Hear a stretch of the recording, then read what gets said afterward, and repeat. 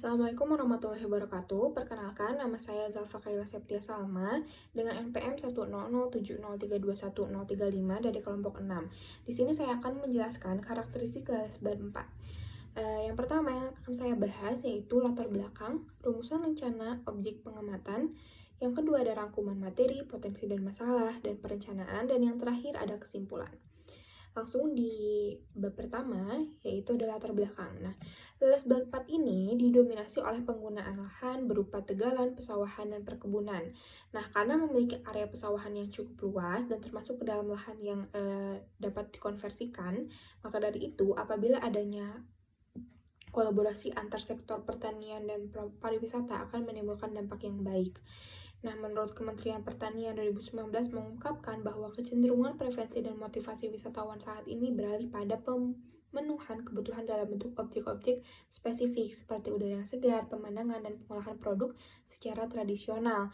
Nah, oleh karena itu, dengan mempertahankan area pesawahan dan mengembangkan sektor pariwisata akan menambah daya tarik masyarakat. Nah, jika dilihat dari lokasi Lesbat 4 ini, merupakan rute atau jalan primer yang dimana menuju Garut, Tasikmalaya, dan seterusnya. Nah, hal ini akan menambah minat masyarakat untuk datang ke Lesbat 4 ini.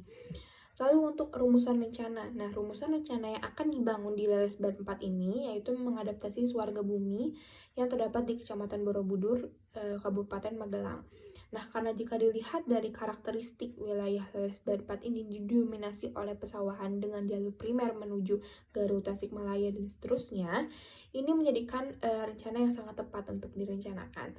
Nah, sebagai objek wisata, tempat beristirahat dan tempat makan dengan menyajikan view pesawahan. Nah, karena mengadaptasi konsep Swarga Bumi, maka konsep antar sektor pertanian dan pemilik objek wisata baru tersebut dapat bekerja sama sehingga sektor pertanian bisa lebih maju dan berkualitas, dan sektor pariwisata pun akan beruntung seperti itu.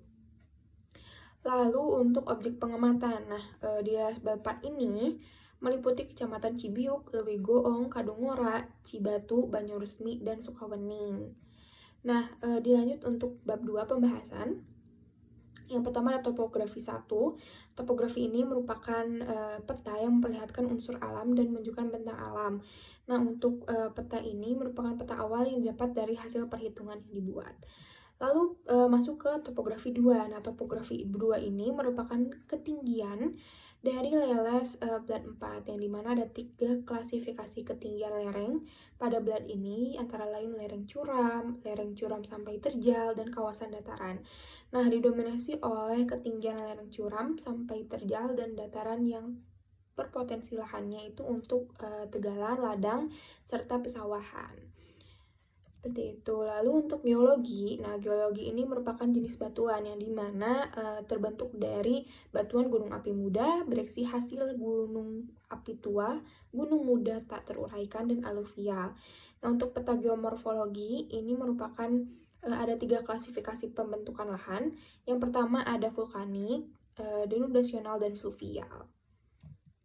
Lalu untuk jenis tanah, karena tadi geologi atau jenis batuannya ini vulkanik gitu ya, dari gunung api, jenis tanahnya pun merupakan pelapukan dari batuan yang tadi, sehingga Blad 4 ini semua berjenis tanah vulkanik, antara lain tanah andesol, aluvial, tanah regosol.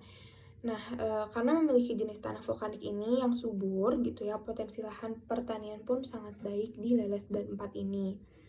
Lalu untuk hidrologi, nah peta hidrologi ini menunjukkan arah panah atau water divide, yang dimana arah air yang mengalir dari kontur dengan elevasi yang tinggi ke elevasi yang rendah. Nah, lalu perkumpulan dari arah panah tersebut akan membentuk catchment area atau limpasan air. Nah, dalam pemanfaatannya, peta hidrologi ini dapat mengetahui apakah limpasan air itu terserap di dalam tanah dengan baik atau menjadi run off gitu ya di atas permukaan. Nah, untuk di Lesbat 4 ini catchment areanya itu memang hampir di seluruh Blad gitu. Lalu untuk hidrogeologi, nah peta hidrogeologi ini terdapat pada punggung gunung gitu ya, yang dimana arah dari muka air tanah pun menunjukkan ke arah bawah dengan ZMAT bernilai 577. Nah, dalam pemanfaatannya, hidrogeologi ini berfungsi untuk mengetahui kedalaman muka air tanah yang nantinya digunakan masyarakat dalam memenuhi kebutuhannya. Lalu ada kawasan hutan lindung. Nah, untuk peta penentuan kawasan lindung ini diperoleh berdasarkan hasil scoring yang dilakukan berdasarkan kemiringan lereng, jenis tanah, dan curah hujan. Nah, sehingga pada Lesban 4 ini sebagian besar kawasan budidaya dengan hutan produksi konversi paling mendominasi, disusul hutan produksi terbatas dan hutan produksi tetap. Nah, untuk kawasan lindung terdapat pada area Gunung Kaledong, seperti itu. Lalu untuk potensi dan masalah. Untuk potensi, yang pertama memiliki jenis tanah vulkanik yang subur sehingga pertanian pun mendominasi. Yang kedua, memiliki curah hujan yang normal menengah sehingga cenderung stabil. Lalu untuk permasalahannya, yang pertama kurangnya penggunaan lahan yang efisien, yang mana didominasi oleh area pertanian dan hutan. Yang kedua, kurangnya pariwisata yang menarik wisatawan. Lalu untuk perencanaannya, dengan mengadaptasi penerapan konsep swarga bumi tersebut gitu ya, maka teknisnya para stakeholder akan bekerja sama dengan kontrak yang disepakati. Seperti sektor pariwisata akan menyewa lahan bagian dari sektor pertanian yang mana pembagian keuangannya pun nanti akan dibagi seperkian persen menurut kontraknya gitu ya untuk alokasi pertanian. Nah, sedangkan sektor pariwisata dapat membangun objek wisata tersebut di tengah pesawahan. Nah, rencana ini dapat dilakukan tanpa mengganggu area pesawahan yang semestinya. Seperti itu. Lalu untuk alasan perencanaannya, yang pertama akses jalan yang mudah dijangkau, yang kedua pemanfaatan penggunaan lahan, yang ketiga pengembangan objek wisata, yang keempat wisata baru yang berkolaborasi dengan sektor pertanian dan pariwisata. Lalu untuk kesimpulan yang terakhir, jika dilihat dari karakteristik wilayah Lelesban 4 ini yang ditinjau dari topografi, geologi, dan geomorfologi, serta jenis tanah, hidrologi, dan hidrogeologi, serta kawasan hutan lindung yang telah dijelaskan secara rinci di pembahasan, maka dapat ditarik kesimpulan untuk rencana pembangunan yang akan dilakukan di Lelesban 4 ini, yaitu objek wisata yang berada di tengah pesawahan yang mengadaptasi konsep swarga bumi yang ada di Magelang, Jawa Tengah.